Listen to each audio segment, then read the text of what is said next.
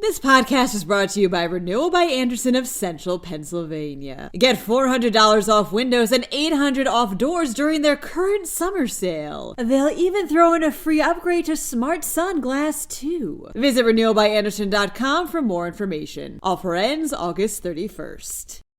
The clock is ticking to fix SEPTA's budget gap. Speaking of which, SEPTA riders couldn't buy tickets thanks to a glitch. People near nuclear power plants will get free potassium iodide tablets. Also, the next full moon will be unconventional. I'm Claudia Dimuro, and you're listening to Today in PA.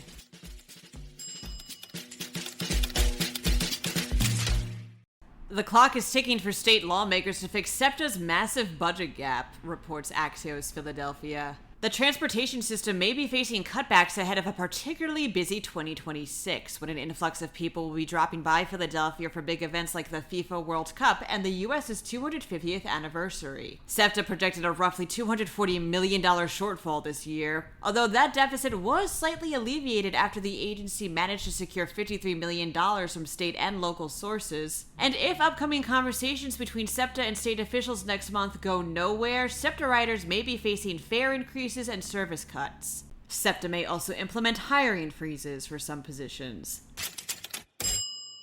While we're on the subject of SEPTA, some riders weren't able to buy tickets or reload their SEPTA key cards yesterday thanks to a tech issue, reports NBC 10. This glitch affected those trying to perform these functions at kiosks, on board regional rail trains, and on the SEPTA website starting at around 5 a.m. Anyone experiencing this issue is advised to go to a cashier or talk to bus operators and conductors for assistance. SEPTA spokesman Andrew Bush stated that riders using a pass were left untouched by this problem, and that all validators on turnstiles, in buses, and on trolleys were all still working. What caused this issue or whether or not it's been fixed hasn't been confirmed as of the recording of this episode.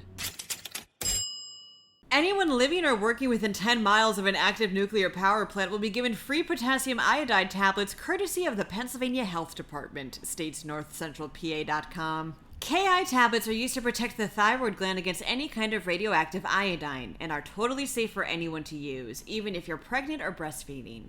They're only meant to be used in case of an emergency and only on the instruction of officials. Distribution of these tablets will begin next week on August 22nd. For more information on where you can get them if you yourself live or work near an active plant, click on the related podcast article.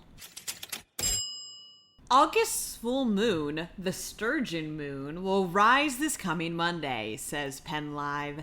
And it'll be a bit quote-unquote unconventional, according to space.com. The moon will be considered a blue moon despite the fact that most people believe that, as a rule of thumb, blue moons only occur when there's two full moons within the same month. However, space.com explains that this is a common misconception that occurred because of a published mistake that was shared decades ago. Blue moons are actually the third out of 4 full moons that occur in a single season. Since this one is the third to occur this summer, it'll be blue.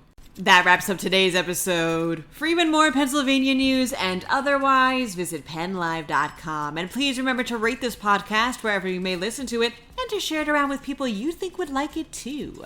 Thanks in advance, and as always, thanks for listening. I'm Claudia Dimuro, and I'll be back again tomorrow with more Today in PA.